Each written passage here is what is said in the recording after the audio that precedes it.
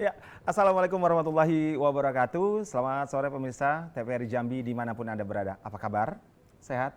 Alhamdulillah kalau memang Anda sehat di rumah ya. Dan hari ini mungkin Anda sedang bersantai, sedang bersama keluarga. Seperti biasa, di hari ini kami akan memberikan satu informasi cukup lama, 1 jam ke depan bersama saya di sini, Rominop dalam acara Hidup Sehat. Dan kali ini mungkin setiap waktunya, setiap kali episode kami tayangkan Hidup Sehat, banyak masalah-masalah yang kami kembangkan di sini sehingga mendapatkan solusi dengan orang-orang yang berkompeten. Yang jelas santai saja di rumah ya, Bapak Ibu semuanya, adik-adik yang sedang santai, siapkan telepon juga boleh, nanti telepon ke sini tanya-tanya. Dan yang kita bahas pada hari ini, sore hari ini tentang operasi canggih tanpa pisau. Nah, itu dia ya, tanpa pisau ya.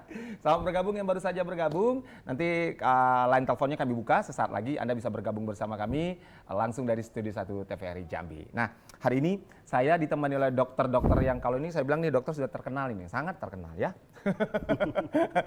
sangat terkenal sekali ya. Dan sudah ada Dr. Parianto SPOG. Selamat sore, Dok. Ya, selamat Sehat. sore. Sehat, Alhamdulillah, syukur, alhamdulillah. Yang kedua saya ditemani Dr. Ade Permana SPOGK. Selamat sore, Dok. Sore. Sehat juga? Sehat, alhamdulillah. Makin sehat. Di new normal kali ini kita harus sehat terus ya, Dok ya? Iya. Wajib sehat ya? Wajib sehat. Dengan menjaga protokol kesehatan tentunya ya? Iya, betul. Baik. Ya.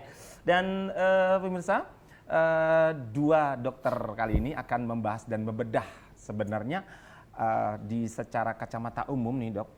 Operasi selalu identik dengan benda-benda tajam, pisaunya, ininya itu sama. Saya juga pernah operasi, sebelum operasi diliatin itu bang, obengnya segala macam. Aduh, saya bingung. Operasi atau mau buat rumah ini saya bilang. Banyak. Dokter Parianto, operasi canggih tanpa pisau, apa itu sebenarnya? Ya, jadi begini.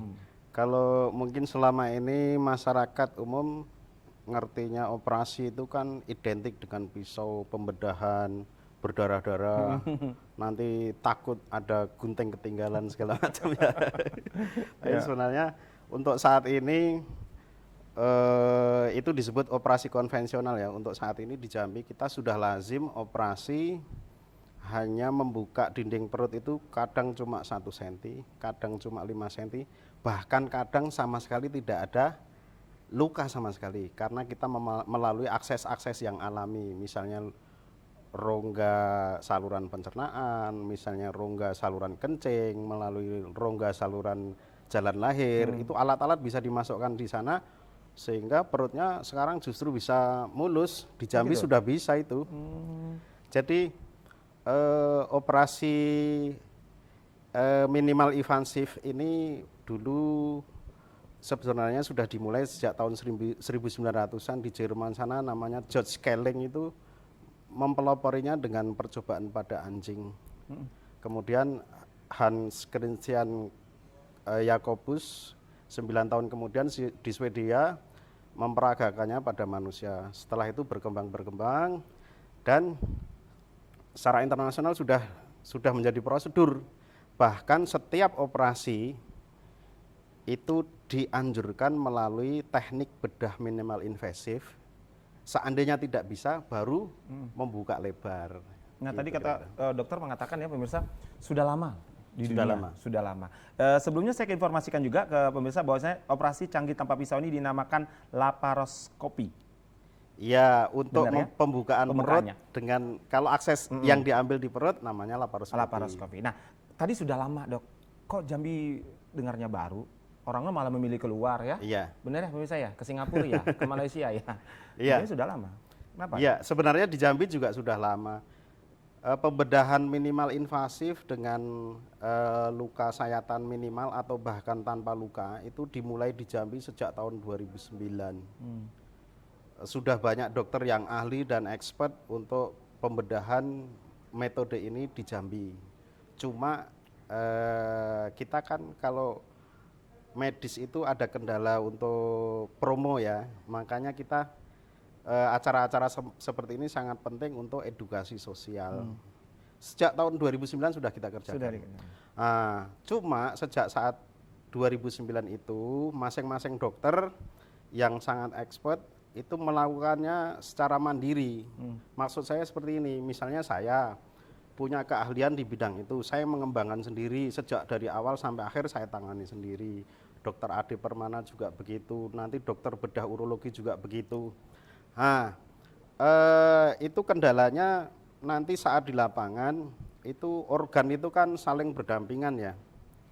Ya, misalnya organ reproduksi di rongga panggul itu ada rahim, ada saluran telur, tapi di sana ada kandung kencing juga. Oh, iya. Kira-kira kayak gitu. Pada saat bersinggungan seperti itu, maka satu spesialisasi tidak bisa berjalan sendiri. Mungkin di Indonesia kendalanya teknik pembedahan operasi begini itu karena masing-masing jalan sendiri, tidak berjalan by tim. Alhamdulillah mulai bulan Juni ini kebetulan Pak Ade punya ide, kebetulan saya bantu juga, kita berdua merintis untuk di Jambi nanti kerjanya by tim. Oh, baik. Dan kebetulan kalau dikerjakan kalau di rumah saya itu sudah sejak tahun 2009 dikerjakan, cuma tadi sendiri-sendiri by spesialisasi. Biasanya rencana tim tersebut global atau semua rumah sakit bahkan diberlakukan? Enggak, di Jambi? Ya pengennya semua, cuma kan hanya sementara ini hanya satu rumah sakit yang memfasilitasi supaya kerja kita itu by tim. Jadi misalnya ada penyakit di rongga panggul, misalnya rahim, pembesaran, lengket di usus, misalnya kan butuh bedah digesti, lengket di kandung kencing, maka butuh bedah ahli urologi. Itu kan harusnya kerjanya tim. Dari beberapa dokter kemudian difasilitasi oleh suatu rumah sakit, kebetulan di rumah sakit mitra itu memfasilitasi untuk kerja by tim. Jadi pasien tinggal ke sana, konseling, nanti problemnya kira-kira nempelnya di mana saja, berapa ahli harus diturunkan, nanti tim kerjanya. Begitu. Jadi insya Allah itu akan menjadi solusi, moga-moga bedah minimal invasif di Jambi bisa berkembang pesat, bisa dengan harga yang tidak semahal di Singapura, di Malaysia, dan lain sebagainya. Nah, jadi pemirsa, kalau Anda belum jelas, tadi sedikit dijelaskan dari Dr. Parianto, ini Dr. Ade Permana menginspirasi untuk kerja by tim tadi. Ya. Kerja yang bagaimana sih, Dok, sebenarnya, Dok? Nah, ini orang masih beranggapan gini loh, ke luar negeri malah lebih murah. Kalau saya perhatikan, ke luar negeri lebih murah. Ini yang akan digagas di Jambi khususnya yang bagaimana? Kalau ke luar negeri lebih murah sepertinya mungkin salah ya informasinya. Udah pasti lebih mahal kalau ke luar negeri.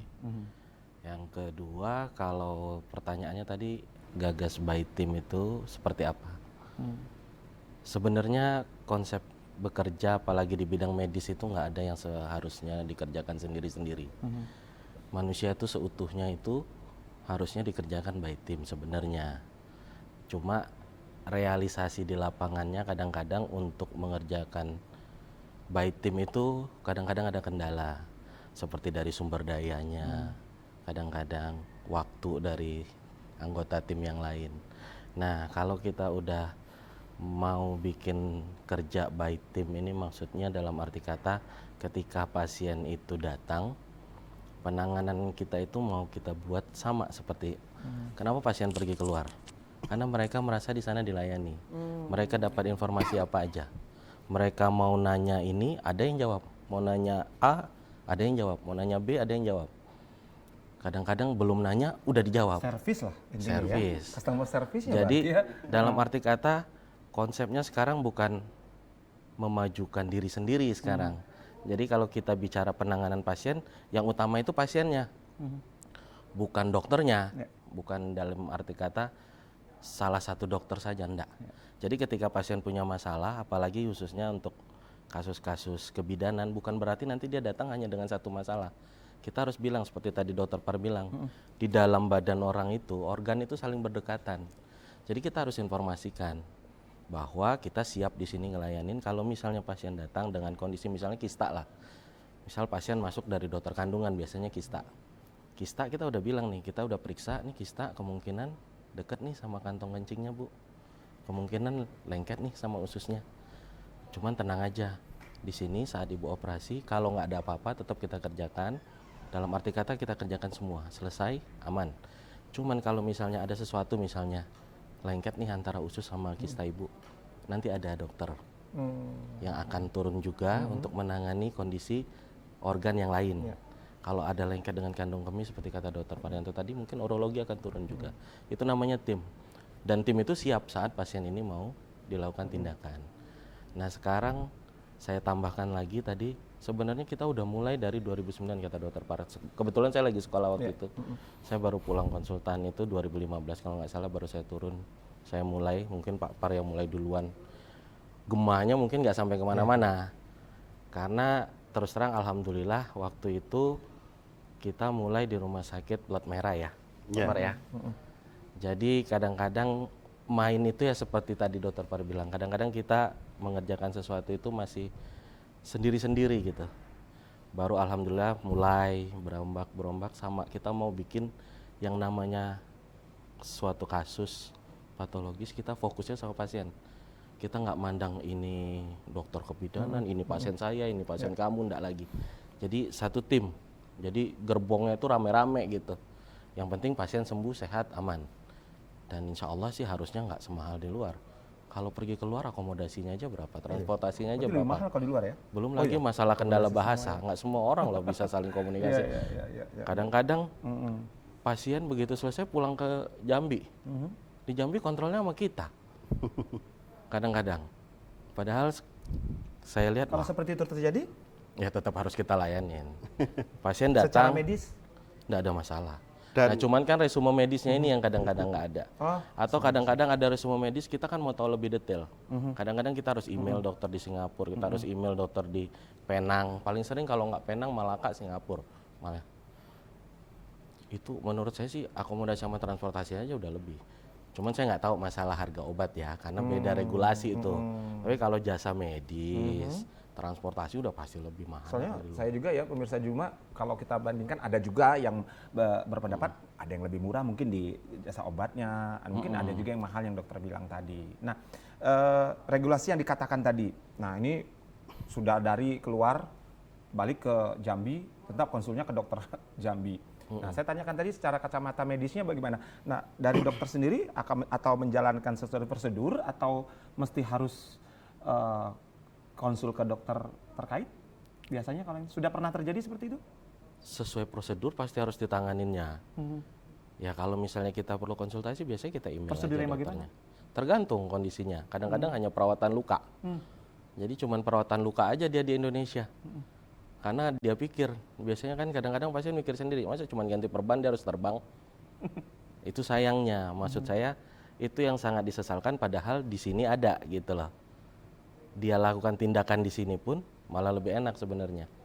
Cuman ya mungkin tadi gemanya belum ada. Kan sudah lama ya itu dia. Dan untuk jenis tindakan dan kelebihan tindakan sebenarnya kita sudah tidak kalah dibanding luar negeri. Orang dokter-dokter di luar atau di Singapura atau di Malaysia tidak bisa melakukan operasi tanpa menyayat di perut. Di Jambi sudah sering kita ambil tumor tanpa luka sama sekali. Baik. Nah, Kira-kira sebenarnya tindakan di yang Jambi bagaimana? sudah banyak kita kerjakan, Sudah pasien-pasien banyak ya? sudah banyak. Tindakan yang bagaimana nanti saya tanyakan lagi ke dokter. Dan pemirsa, tindakan-tindakan yang bagaimana sih sebenarnya operasi tanpa pisau? Dampaknya apa? Mungkin Anda belum bisa ada gambaran. Mungkin dokter berdua membahasakannya dalam bahasa kacamata medis. Secara umum bahasanya bagaimana?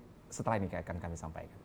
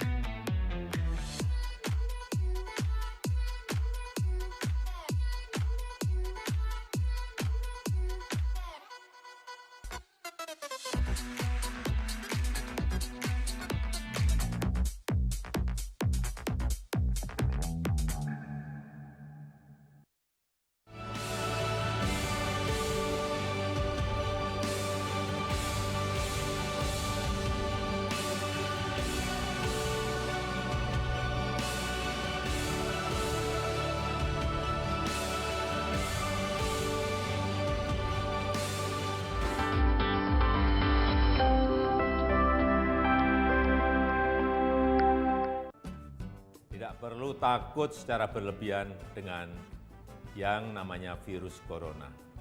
Karena virus corona dari data yang saya terima, 94% lebih penderitanya dapat disembuhkan. Untuk itu kita perlu melakukan hal-hal seperti ini. Pertama, jangan lupa untuk mencuci tangan dengan air yang mengalir dan sabun.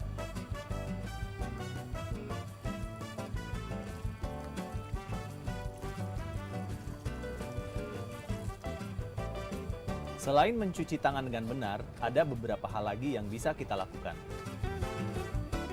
Hindari menyentuh mata, hidung, dan mulut. Karena telapak tangan tentu akan menyentuh berbagai macam benda dan rentan terkena virus.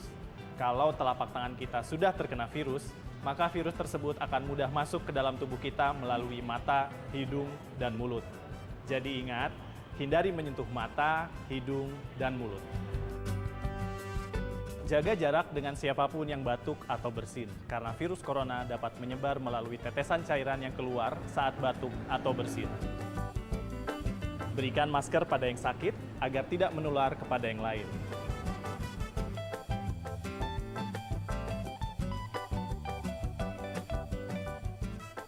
Cukup sederhana dan mudah dilaksanakan. Jadi sebetulnya musuh terbesar kita saat ini adalah bukan virus itu sendiri, tapi rasa cemas, rasa panik, rasa ketakutan, dan berita-berita hoax serta rumor. Kita sebenarnya harus yakin dengan fakta, informasi, solidaritas bersama, dan gotong royong.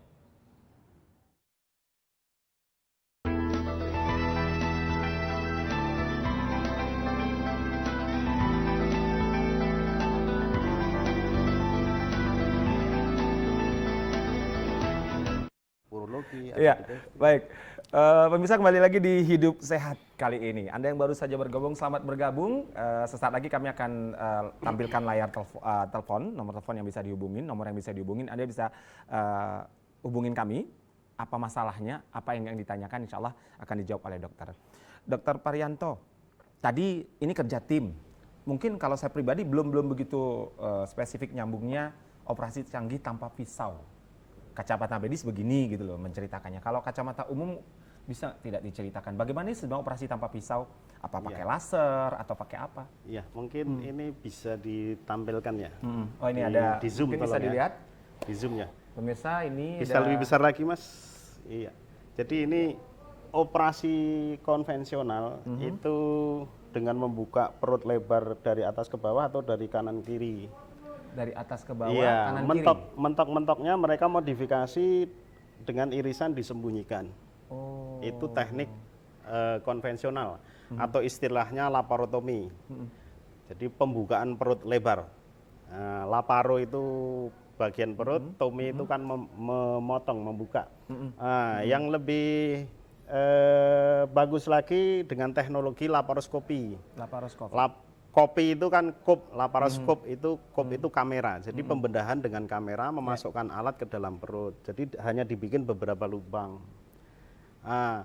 Alat laparoskop lagi yang lebih canggih lagi mungkin bisa membuka hanya dengan satu tusukan. Kira-kira 1 cm sampai 3 cm. Masih biasanya di daerah pusar. Di daerah pusar. Kemudian ada lagi yang ini bekas lukanya tentunya bisa dibedakan ya. Ada lagi yang teknologi dengan alat dimasukkan melalui jalan lahir. Jadi tadi kan kalau buka lebar kan di sini nih, operasi konvensional. Kemudian teknologi laparoskopi dengan kamera, dengan menusuk perut, dengan dimasukkan stick yang isi kamera, isi alat-alat untuk memotong, alat untuk menghentikan perdarahan, melepas perlengketan dan sebagainya lengkap. Tapi dengan ada juga teknologi yang namanya natural orifice atau melalui jalan natural. Jadi alat dimasukkan melalui jalan lahir sehingga tidak membuat suatu lubang di dinding perut sama sekali. Ini yang lagi berkembang sekarang. Dan di Jambi sudah bisa kita kerjakan. Mungkin di luar malah banyak yang belum. Di Indonesia sendiri yang bisa mengerjakan baru beberapa orang. Gitu kira-kira. Dengan teknik seperti ini, maka Lama penyembuhan lebih cepat. Secara fungsional ekses dari operasi lebih minimal karena alat-alat itu mampu memotong kerusakannya cuma sepersekian mili. Kalau operasi yang konvensional zaman dahulu habis dipotong kan diikat, Ya. maka di dalam yang diikat itu kan nanti lama-lama mati itu. Jaringannya kan nekrosis namanya di dalam. Dengan teknologi ini nanti yang nekrosis atau jaringan yang sehat yang harusnya dipertahankan lebih banyak yang dipertahankan, tidak merusak. Oh gitu. Itu kelebihannya. Itu lebih efisien ya dibanding Iya. operasi yang manual Iya, ya, bahasanya iya, manual iya. ya. Disitulah kelebihan dari teknologi ini. Jadi hanya mengambil yang rusak tanpa merusak yang sehat. Penyembuhannya lebih cepat. Ya cuma memang prosedur persiapannya biasanya lebih lama. Kalau melakukan operasi begini, apalagi kita tim biasanya persiapan itu bisa 1 jam sendiri. Nanti pelaksananya cuma 1 jam kadang. Kadang pelaksanaannya 1 jam, persiapan sebelum operasi maupun setelah operasi bisa 2 jam. Nah, gitu karena alat-alatnya kan perlu ditata, melibatkan banyak tim. Itu tadi saya lihat di gambar pertama, Iya. intinya meminimalisir Iya, sayatan. iya betul. Kalau kita lihat ya pemirsa ya, yang sedang melakukan operasi, itu ada bekas-bekas seperti jendolan-jendolan seperti apa, Iya. saya kurang tahu. Keloid namanya. Keloid. Iya, keloid. Hilang sama sekali? Atau memang tidak? Kalau keloid itu kan terkait sama genetika. Jadi ada orang yang digigit nyamuk aja digaruk muncul keloid. Tetapi dengan pembedahan laparoskopi ini karena dia cuma tusukan antara kira-kira 3 mili, maka pada saat sembuh nanti kira-kira kadang cuma 2 mili, kadang nggak kelihatan sama sekali. kelihatan, bisa ya? Apalagi kita sembunyikan kalau disembunyikan di daerah pusar. Cuma Lebih kita ketutup. juga tidak menjamin bahwa lu nggak bakal keloid karena Oh. keloid itu kan bawaan, genetik gitu. Jadi orang-orang yang punya genetik lain lagi ceritanya. Walaupun muncul keloid tidak seluas ini dong, tidak seluas kalau operasi konvensional. Kan seperti kelabang hidup itu. Iya panjang ya. Biasanya Panjang. sesar ya? Kalau yang Sesar ataupun ya? operasi Sesar pengangkat semua ya? tumor kan ini gitu ya, Dok, kayak ya? kelabang gitu kan, dan itu gatal sekali. Dokter itu. bisa aja kayak kelabang ya. Banyak kakinya. Iya, Dokter iya. Ade, Ya. mahal nggak operasi ini? Kalau kita bicara Dibandingkan yang manual lah? Gimana? Mahal itu relatif ya, Pak. Di luar dari relatif lah. Jadi Kalau jadi kita nggak Jadi, nggak kenapa? paham ya Kalau- mengenai harga. Kalau kita bicara harga, ya itu Manajemen. relatif lah ya. relatif. Nggak, prinsipnya harganya pasti akan lebih tinggi karena dia ada kos alat kan di situ. Alat ini bukan sesuatu yang kalau misalnya operasi konvensional cuman butuh pisau, kita butuh scope, kita butuh alat. Oh itu untuk alatnya tadi ya? melihat. Iya. Pengganti dari pisau itu tadi ya? Teropong tadi. Teropong, Terus yang ditawarkan adalah ya tadi kita bisa dengan scope tadi, dengan teropong tadi kita bisa memperbesar apa yang mau kita lihat. Ibarat zooming gitu bisa dilakukan. Jadi kayak Samsung sekarang 20 kali. Kalau misalnya pakai laparoskop itu bisa diperbesar 40 kali. Jadi mau ambil yang sekecil apapun kita bisa lihat. Kadang-kadang ada beberapa orang yang bilang laparoskopi itu malah sempit. Enggak, justru dia luas sekali. Begitu dia masuk, mau lihat apa aja bisa di dalam. Karena rongganya dikembungkan, dibesarkan, kita mau lihat apapun bisa. Operasi harusnya lebih gampang. Ya, cuman ya memang harus belajar ya, ada skillnya sendiri. Terus kita bisa benar-benar memilih bahwa kita ambil hanya yang rusak. Kenapa itu jadi gold standar untuk khususnya saya konsultan fertilitas. Oh iya. Endokrinologi reproduksi ya kasus-kasus di mana wanita belum punya anak. Kalau melakukan tindakan pengangkatan kista tanpa melihat mana yang rusak, mana yang sehat, keambil semua malah habis sel telurnya. Konsepnya kita harus sebisa mungkin menyisakan yang sehat. Gitu loh. Jadi benar-benar kita bisa tahu oh ini nih benda yang sakitnya tuh ini. Nah, dengan laparoskopi teropong itu bisa zooming. Dia bisa benar-benar tahu Jadi layernya. terfokus penyakit ini. Layernya itu dikerjakan. kelihatan. Oh, ini nih dinding yang rusaknya Oh, iya, ini. iya, iya, Jadi itu iya, diambil. Makanya itu pasti jadi gold standar mau dimanapun. Pergi keluar pasti disarannya laparoskop. Kalau kasus-kasusnya apalagi yang belum punya keturunan dan sebagainya. Karena kita prinsipnya mau konservasi yang sehatnya. Dan satu lagi kelebihannya adalah yang tadi Dokter Par bilang, selain kosmetiknya ya, nggak ada bekas luka. Betul. Kalaupun ada kecil, cuman 3 mili, sama kayak tai lalat lah istilahnya. Nah, post op-nya di dalam itu kemungkinan untuk terjadi perlekatan karena kita minimal namanya aja minimal invasif surgery. Jadi di dalam pun handlingnya minimal. Kalau misalnya lihat alatnya, kalau tangan kita sebesar ini, jari ini 1 senti, kalau saya jempol semua kebetulan. Jadi 2 senti semua nih. Jadi begitu saya ngambil sesuatu, keraupnya banyak nih. Tapi bisa jadi dokter jempol semua. Ini sebetulnya setelah jadi, baru jadi kayak gitu. Baik. Jadi, nah kalau alat itu kecil, mungkin seujung pulpen ini kalau saya kasih tahu. Oh gitu. Jadi dia ngambilnya itu bisa cubit sedikit. Oh. Jadi benar-benar presisi gitu ngambilnya. Jadi sesuatu yang benar-benar bisa dikonservasi. Dan karena handlingnya minimal, dia mencegah perlengketan antara organ yang satu dengan yang lain ketika selesai operasi. Jadi karena apa? Kalau misalnya khusus di bidang saya, mungkin di bidang Dokter Par lain lagi, kalau terjadi perlengketan nantinya kita niatnya baik, mau membenarkan sesuatu malah jadi merusak sesuatu. Jadi dia saling berdekatan, lengket yang tadinya terbuka jadi tertutup. Nah, itu yang dihindarkan. Jadi makanya konsep laparoskopi itu ya kelebihannya selain kosmetik, presisinya, tidak meninggalkan bekas, presisinya, kemudahan tindakan, kemudian penyembuhannya lebih cepat. Dampaknya apa nih maksudnya? Ada dampak negatifnya dibandingin manual apa atau prinsip mahal tadi? Ya. Oh, cuman mahal itu ya. Cuman mahal kan relatif tadi ya. Ya. Cuman prinsipnya sih selama yang melakukan tindakan kompeten, insya Allah dampak negatifnya sih benar. Bisa dibilang ya kita berharap hampir tidak ada ya. Cuman apapun yang kita lakukan kita pasti kasih inform konsen bahwa ada resiko-resiko seperti apa. Jadi pemirsa, saya lebih menggarisbawahi lebih tebal lagi tadi sebelum di break iklan tadi kata Dokter Ade, sebenarnya balik-balik ke dokternya. Kalau mereka berdua memegang prinsip mereka akan benar-benar bekerja sesuai dengan aturan dan ini standarisasinya. Ada kala orang berobat di luar, tahu sharingnya ke sini. Ya dok, ada seperti itu. Nggak usah kita sebut bla bla bla bla. Nah, kesalahannya di situ takutnya diagnosa sana walaupun sama, mungkin sistem-sistemnya atau penyelesaian penyembuhannya mungkin berbeda. Informasi-informasi. Makanya untuk Anda percayakan karena di Jambi sudah ada sistem ini. Metode ini sudah ada, operasi tanpa pisau. Nah, penyakit apa saja atau apa memang harus ada penyakit khusus untuk operasi ini? Atau ada penyakit yang tidak boleh operasi seperti ini? Ada beberapa kondisi yang mungkin perlu skill sangat terampil ya untuk harus tindakan laparoskopi dilakukan pada kasus-kasus tertentu yang sulit, harus sangat terampil. Kalau misalnya tidak, lebih baik jangan dilakukan karena malah bisa memberikan dampak. Misalnya kalau misalnya beberapa kondisi, mohon maaf, kasus-kasus yang ya udah kanker misalnya stadium berat, ya kalau dokternya memang mempunyai kompetensi yang baik, dia mau melakukan, insya Allah sih aman. Tapi kalau misalnya ada kondisi-kondisi di mana tindakan ini sayatannya kecil, jadi kita ngeluarin sesuatu harus kita perkecil.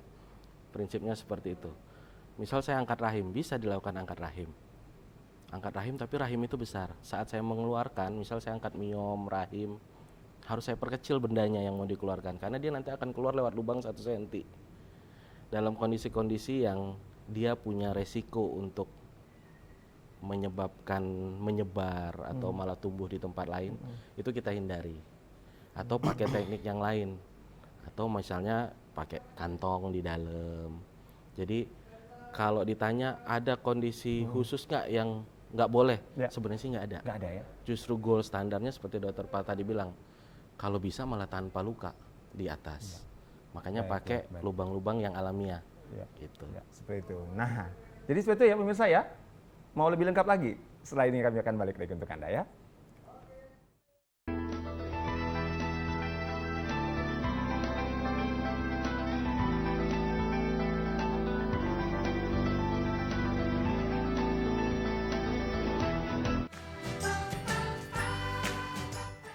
Kementerian Pendidikan dan Kebudayaan terus mendukung pembelajaran jarak jauh dan memajukan budaya Indonesia di masa pandemi Corona. Saksikan program Belajar dari Rumah setiap Senin sampai Minggu untuk semua jenjang pendidikan guru dan orang tua hanya di TVRI. Marilah kita bersama-sama belajar dari rumah.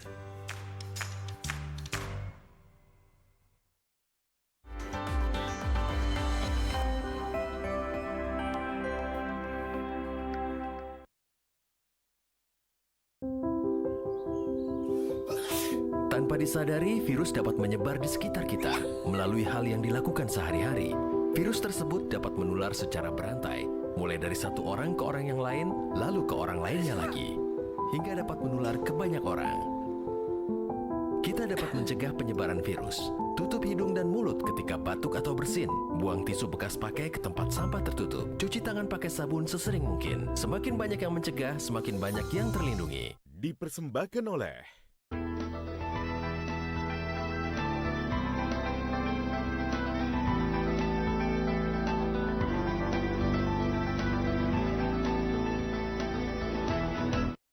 Iya. Baik. Ya pemirsa, kembali lagi di Hidup Sehat pada sore hari ini. Anda yang baru saja bergabung, terima kasih sudah bergabung. Bagaimana? Tadi kita sudah cukup banyak membedah operasi canggih tanpa pisau. Di new normal kali ini dampaknya bagaimana sih sebenarnya operasi tanpa pisau? Sementara saat ini kita ketahui ya protokol-protokol kesehatan khususnya di dunia medis juga harus dijalankan. Dr. Parianto, tadi di waktu break saya bilang dihitan, disunat, itu memakai metode ini atau tidak? Soalnya ada juga yang di waktu anak-anak mengalami hitan disunat, itu katanya pakai laser, ada yang manual. Sama Iya. Ya sebenarnya ini melenceng sedikit agak ya. melenceng ya. Iya agak melenceng. Kalau di masyarakat dikenal sunat dengan teknologi laser itu sebenarnya pakai listrik namanya kauter. Iya. Kauter salah satu alat yang salah satu instrumen di bedah minimal invasif. Tapi kalau kita lebih maju lagi, kita memotong jaringan, memotong pembuluh darah itu ada yang alat pakai gelombang ultrasound, gelombang suara. Ada energi bipolar. Jadi pembuluh darah yang besar itu kita tempeli alat aja, nanti terpotong dan berdarahnya langsung berhenti sendiri. Itu bahasa umum kali ya, pakai laser katanya. Kalau bahasa medisnya bukan ya, Dok, ya? Koter namanya. Salah ya, pemirsa ya. Tidak masuk, berarti tidak masuk. Oke, baik. Operasi canggih tanpa pisau. Tadi saya lebih fokus, Dr. Parianto, laparoskopi. Iya. Ya, laparoskopi. Nah, sebenarnya kalau tadi ada bekas semuanya, kalau ini kan kendala juga, terutama para wanita lah, yang mungkin merasa malu ada bekas gitu. Nah, di metode kesehatan ada juga untuk menghilangkan bekas itu gitu. Nah, menghilangkan bekas itu. Nah, kalau dari tenaga medis sendiri lebih menyarankan yang ini atau yang manual untuk sekarang di new normal kali ini? Kalau untuk ada pasien-pasien yang ingin melakukan operasi. Jadi begini, kalau itu masalah lain ya. Jadi intinya seluruh dokter di dunia itu sepakat bahwa seluruh operasi itu sebisa mungkin dengan teknologi bedah minimal invasif. Seandainya tidak memenuhi syarat, baru operasi buka lebar. Oh gitu. Karena tadi saya udah dijelaskan Dokter Ade bahwa operasi buka lebar itu banyak ekses. Pada saat tangan saya ini 2 masuk perut, maka usus yang sehat segala macam ikut terpegang. Tapi dengan alat seperti ini tidak, karena kan dia sistemnya seperti ini. Jadi perut si pasien itu kita gembungkan. Ini dengan namanya gas CO2, bisa disut Mas. Nah ini perut pasien kita gembungkan dengan gas CO2. Setelah gembung maka medan operasi nampak lebih luas. Makanya tadi Dokter Ade bilang bahwa dengan teknologi yang lubangnya kecil ini kita bisa melihat lebih luas karena usus segala macam kita bisa singkirkan dan kita bisa melihat target yang mau kita approach. Kalau itu yang bermasalah, itu yang kita pegang, itu aja yang ditangani. Apalagi dengan alat itu disertai dengan suatu gunting ataupun suatu pisau yang sistemnya pakai gelombang ultrasound, pakai energi bipolar sehingga tidak merusak yang sehat. Tapi kalau operasi metode konvensional, perut dibuka lebar, tangan saya masuk semua, klem-klem besar sekali, gunting, terus diikat dengan benang besar-besar sekali. Tentunya banyak jaringan yang sehat justru menjadi rusak. Disitulah letak sehingga prosedur ini mau nggak mau kalau dibandingkan dengan prosedur konvensional dari segi biaya tentunya mahal. Ya. Tapi dari segi komplikasi operasi segala Hasilnya. macam tidak bisa dibandingkan. Tetap ini jauh lebih murah gitu kira-kira. Oh, seperti itu. Kalau pasien sendiri untuk melakukan operasi ini ada persiapan khusus nggak? Khusus untuk new normal ini, jadi begini, kita dalam era COVID ini memang tahun ini kita baru mau mulai start bulan ini. Karena bulan kemarin ini. juga pertama SDM kita juga fokus ikut membantu penanganan COVID. Yang kedua penyakit ini baru kita belum istilahnya jangankan kita WHO sendiri kebingungan sehingga kamar operasi sementara yang non COVID kita tutup dulu. Kita tutup dulu. Nah, setelah sekarang sudah mulai stabil, terus kemudian SDM tenaga kesehatan juga sudah terbagi pada posisi masing-masing. Kami juga kebetulan kami di lini belakang, lini terdepan kan dokter paru dan lain sebagainya. Kami di belakang, sementara penyakit-penyakit ini kan sudah tertunda terlalu lama sehingga kita mulai buka kembali pelayanan bedah minimal invasif ini, tapi tentunya dengan standar-standar keamanan new normal COVID-19. Jadi pertama pasien yang masuk itu wajib kita screening COVID. Bukan cuma wawancara segala macam kan, sekarang ini kan kita tahu sendiri bahwa banyak sekali kasus yang masyarakat tidak mengaku bahwa dia sebenarnya sudah dites ternyata ini, sehingga betul. untuk prosedur ini kita wajib screening COVID, bisa dengan rapid ataupun TCM. Kemudian di dalam sistem operasi sendiri sebenarnya operasi ini lebih aman untuk era COVID, Mas ini, Mas. Gitu ya. Kenapa lebih aman?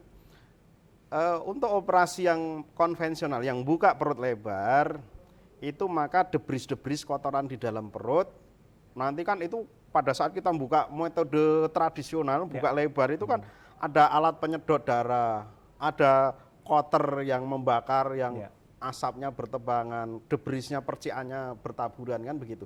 Kalau ini kan sistemnya close, tertutup dia. Sama sekali tidak ada percikan darah keluar dunia luar. Tidak ada debris-debris yang loncat keluar. Hanya dia keluar melalui selang, dan selang inilah kita kondisikan, kita masukkan ke sterilisator. Kita masukkan ke suatu botol, diisi disinfektan, kemudian dilewatkan melalui filter standar, sehingga udara maupun debris yang keluar dari sini sudah tersaring semua. Nanti yang keluar ke dunia luar sudah udara sehat itu, udara yang layak dihirup tanpa apapun. Jadi kesimpulannya untuk new normal sebenarnya teknologi pembedahan ini lebih aman dan paling aman dibanding operasi metode konvensional. Di Jambi sendiri ada berapa rumah sakit sudah? Utamanya di rumah sakit umum, cuma masing-masing punya fokus sendiri ya. Fokus sendiri. Jadi begini, kalau di rumah sakit umum itu alat ini ada, tapi di sana itu fokus di fungsi. Kan tidak mungkin negara kita tarik-tarik ke arah kosmetik kan. Jadi ibaratnya kita dari sini ke Pasar Angsodulu naik angkot, itu secara fungsional kita sampai sana. Tapi ada orang tertentu pengen nggak kepanasan, pengen naik mobil yang lebih bagus lagi, kira-kira kayak gitu. Maka muncullah rumah sakit swasta yang mengadakan pelayanan-pelayanan seperti ini. Gitu kira-kira. Nah, yang sekarang pendekatannya sistemik dan melibatkan seluruh tim tadi, kebetulan kita fokus di rumah sakit, kebetulan rumah sakit mitra di Kota Baru itu manajemennya memberikan fasilitasi untuk seluruh tim bisa bekerja, tidak by person kayak dulu. Kalau sebenarnya rumah sakit lain ada, di rumah sakit Bayangkara ada, di rumah sakit Siloam ada, tapi masih perseorangan tadi. Itu kalau saya lihat pemirsa ya secara kacamata medisnya mungkin seperti itu. Nah kalau Dokter Ade, ini pasien sendiri nih, apakah mesti diingatkan sebelum operasi fisiknya dijaga dulu? Terus pasien darurat apakah bisa melakukan operasi seperti ini? Masuk UGD nih, dokter langsung bilang ini harus operasi. Harus operasi seperti ini? Bisa. Bisa. Misalnya kasus Kasus kista yang Kista. terpelintir, Kista yang kepelintir. Biasanya pasien masuk ke darurat, nyeri perut hebat, ada kista, kistanya tuh melintir. Ya tindakannya adalah pelintirannya dibuka, kistanya ambil. Nah caranya, aksesnya bisa pakai minimal invasif, bisa yang tadi dokter Far bilang akses yang lain, laparotomi misalnya, buka lebar. Jadi ya kalau ditanya sarannya yang mana, ya kita saranin yang the bestnya sih gold standard ya, kalau bisa minimal invasif bisa dilakukan tetap. Misal kehamilan di luar kandungan itu kondisi darurat juga, pasien datang perdarahan tetap bisa dilakukan. Jadi kalau untuk operasinya sendiri persiapannya sebenarnya nggak ada. Oh gitu. Yang non darurat? Yang non darurat pasti, yang semua operasi yang terencana pasti persiapan yang utama adalah biasanya kita sarankan untuk puasa. Puasa seperti biasa. Karena ini tindakannya dengan pembiusan umum. Kan kalau misal pernah dengar sesar tuh biusnya regional, cuma setengah. Kalau misal laparoskopi kita saranin biusnya kan bius umum, jadi kita saranin pasiennya pasti puasa supaya tidak ada muntah atau apa selama operasi. Jadi nggak ada persiapan yang spesifik. Kalau untuk laparoskopi itu harus gini-gini ribet, tidak ada. enggak. Saya kira ada persiapan dari kacamata medisnya. Enggak ada. Kalau darurat juga bisa langsung ya? Darurat pun ada, bisa tetap dikerjain. Yang penting bisa nggak nih pasien kita bius umum. Kalau terpenuhi syaratnya ya udah kerjain laparoskopi, nggak ada masalah. Begitu. Rata-rata rumah sakit besar di Jambi udah bisa Iya. ya. Sudah bisa ya? Cuman ya ini kita rintis yang kita pengen kerja tim, yaitu kita tadi coba di rumah sakit mitra ya Pak. Iya. Dari penelitian dokter dan juga tim yang dilakukan semuanya dari pelajaran dari latar belakang pendidikan dokter, ada tidak penyakit yang memang tidak boleh dilakukan operasi seperti ini? Yang jelas sesar nggak bisa Mas. Kalau seksio sesarnya ngeluarin bayi nggak bisa dikecilin. Kalau Bayinya nggak bisa dikempesin dulu soalnya. Oh sesar ya, sesar nggak bisa ya. Karena prinsipnya adalah Nah prinsipnya gimana? kita keluarkan benda yang tadinya besar di dalam itu, tapi dengan sayatan 1 cm. Jadi di lubang pusat itu, disitulah kita sayat paling besar biasanya. Nah kita harus keluarkan apapun yang kita ambil dari dalam lewat lubang itu. Jadi yang tadinya besar harus kita perkecil. Otomatis kalau sesuatu yang nggak bisa dikecilin nggak bisa kita kerjakan. Selain itu semua kita kerjakan. Iya. Jadi pemirsa sebenarnya bukan hal yang menakutkan, bukan hal yang bisa dikatakan terlampau mahal juga tidak lah. Tadi dokter juga menceritakan secara gamblang semuanya. Semua penyakit kecuali sesar tadi ya. Maaf ya Bu ya, sesar nggak bisa tetap juga ya dipotong juga. Tapi ini menjadi pelajaran juga buat kita. Di Indonesia, khususnya di Jambi, banyak sumber daya manusia, sumber daya SDM yang sangat-sangat mempunyai kompetensi yang tinggi. Salah satunya dokter-dokter kita yang sudah punya kesiapan tinggi untuk melakukan operasi canggih tanpa pisau. Bagaimanakah bentuknya, bagaimana sistemnya, semuanya sudah diatur. Dan kita akan bicarakan lagi apa-apa saja yang di dalamnya yang bisa dilakukan operasi canggih tanpa pisau. Setelah yang berikut ini.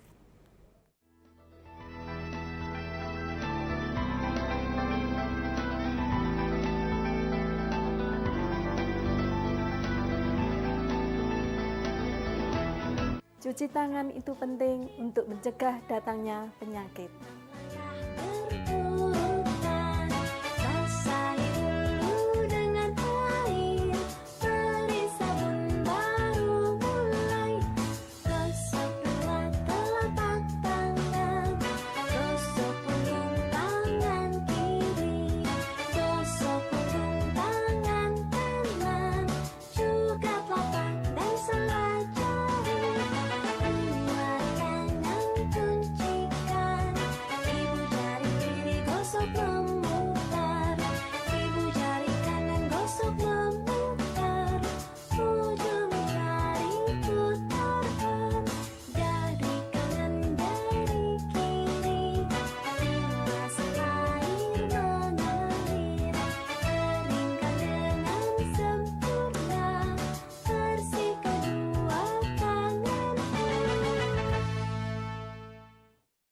Mudah kan mencuci tangan? Dipersembahkan oleh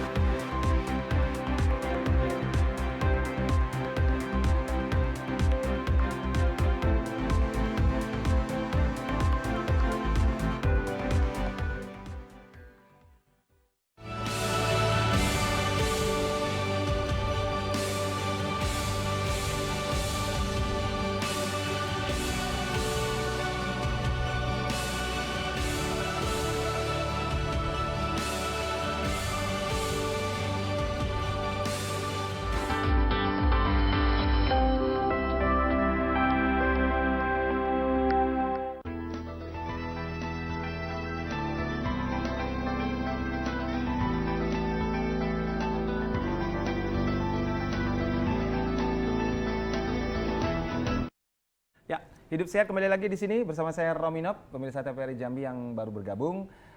Sudah banyak kita bicarakan di sini, saya rasa sudah cukup jelas dampak ataupun manfaat dari operasi tanpa pisau ya, walaupun memang sedikit ada berbeda harga, jatuhnya di harga. Nah, Dokter Ade, kendala apa sih sebenarnya yang dihadapi dokter selama melakukan metode ini?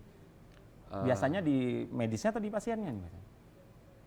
Kendalanya, kalau untuk medisnya sih insya Allah sih Sudah selama klop ini ya? alhamdulillah sih nggak ada Kerja tim masalah. tadi ya? Kerja tim tadi. Masalah kasus-kasusnya udah biasa kita kerjain, alhamdulillah semuanya sih sejauh ini sih masih lancar ya. Kemudian untuk pasien ya mungkin dari segi ini ya, pengetahuan pasien tentang metode ini, info-info tentang laparoskopi, terus info-info nggak hanya tentang kasusnya ya, tentang biayanya juga. Ya, ya. Jadi biaya, kadang-kadang kendalanya paling besar ya Di di situ masalah ya. biaya.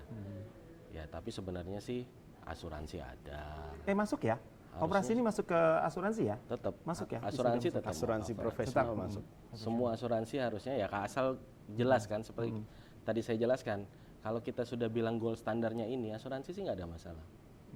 Nah cuman ya tadi biaya pasti kalau misalnya pasien yang tidak punya asuransi atau harus bayar sendiri atau mengeluarkan biaya sendiri, pasti otomatis biaya yang dikeluarkan lebih tinggi dibandingkan Lebih condong ke operasi situ yang kendalanya. Kalau kesiapan pasien biasanya, sudah operasi baru sadar, langsung, Iya. kok dioperasi biasa sering gitu.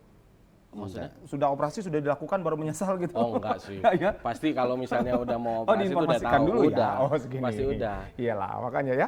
Pak Dokter, mungkin ada ingin menyimpulkan sesuatu buat pemirsa di rumah, meyakinkan bahwa operasi tangki tanpa pisau ini bagus untuk sekarang. Silakan. Ya, jadi untuk di era COVID, operasi dengan pembedahan minimal invasif ini tentunya lebih aman dibanding operasi konvensional. Karena tadi udah saya jelasin bahwa sistem aliran udara, percikan darah segala macam ini lebih bisa dikendalikan. Kira-kira seperti itu. Kemudian ngomentari mengenai kendala di Jambi tadi. Kendala di Jambi terus terang saja, pertama karena edukasi ke publik itu masih minimal. Masyarakat masih belum paham, masih belum mengerti bahwa di Jambi sudah bisa. Padahal kita sudah kerjakan Sudah sejak lama sudah tahun ada di 2009. Jambi. Baik. Berarti sudah Kemudian ready lah. mereka sering, kadang masyarakat itu kadang tidak fair karena dia membandingkan total cost metode operasi yang seperti ini dibandingkan dengan Baik. operasi konvensional. Baik, Tentunya baik, nggak baik. sebanding dong. Pasti Kalau ada mau harga. membandingkan, bandingkan dong dengan kota lain. Ada harga, ada kualitas Iya, ya. bandingkan dong dengan luar negeri. Iya, bener, Kan beda gitu lah, kira-kira. pasti beda, ya. Kalau Dokter Ade, untuk meyakinkan lagi ke pemirsa kita yang saat ini sudah mempersiapkan untuk operasi di berbagai penyakitnya dengan melakukan operasi canggih tanpa pisau ini.